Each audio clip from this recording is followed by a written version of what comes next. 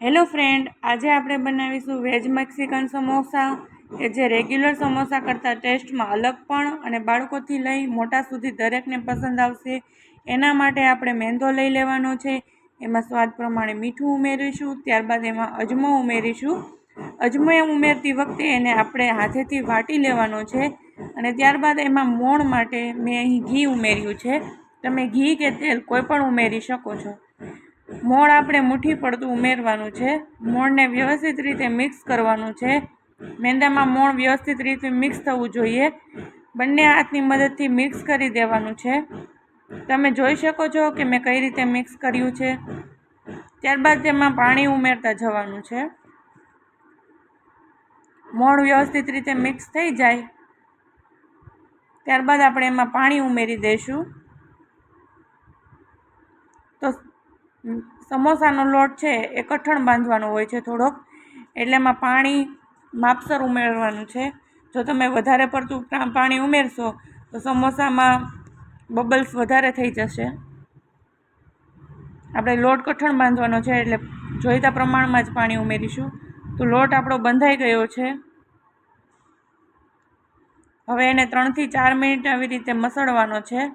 વ્યવસ્થિત રીતે એકદમ મસળાઈ જાય ત્યારબાદ એને ઢાંકી દેવાનો છે.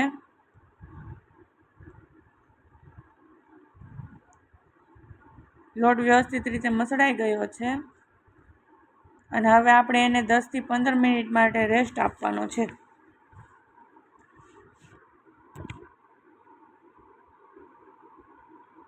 હવે આ લોટને આપણે ઢાંકી દઈશું અને 10 થી 15 મિનિટ માટે રેસ્ટ આપી દઈશું.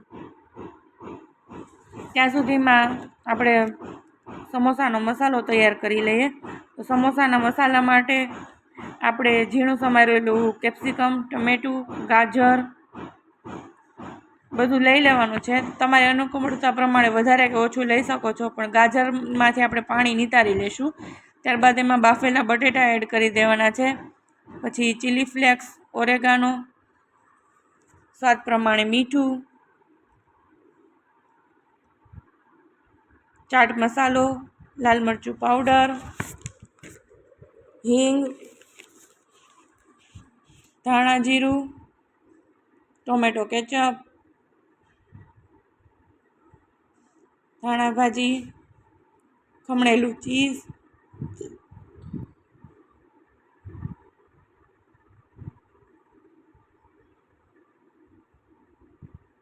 ઝીણી સમારેલી ડુંગળી, બધું વ્યવસ્થિત રીતે મિક્સ કરી દેવાનું છે.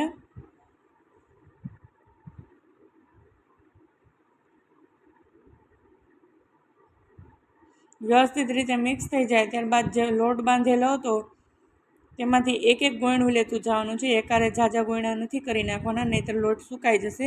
એટલે એક એક ગોયણું લેતું જવાનું. ફરી ત્યારબાદ એને લોટને પાછો ઢાંકી દેવાનો છે. મીડિયમ સાઇઝના ગોયણા કરવાના છે અને ત્યારબાદ એને વણવા લેવાનું છે. અને જ્યારે એની રોટલી બનાવીએ ત્યારે એકદમ પતલી રોટલી વણવાની છે. એમાં લોટ કે કશું ઉમેરવાનું નથી, એમનેમ જ એની રોટલી બનાવી લેશું.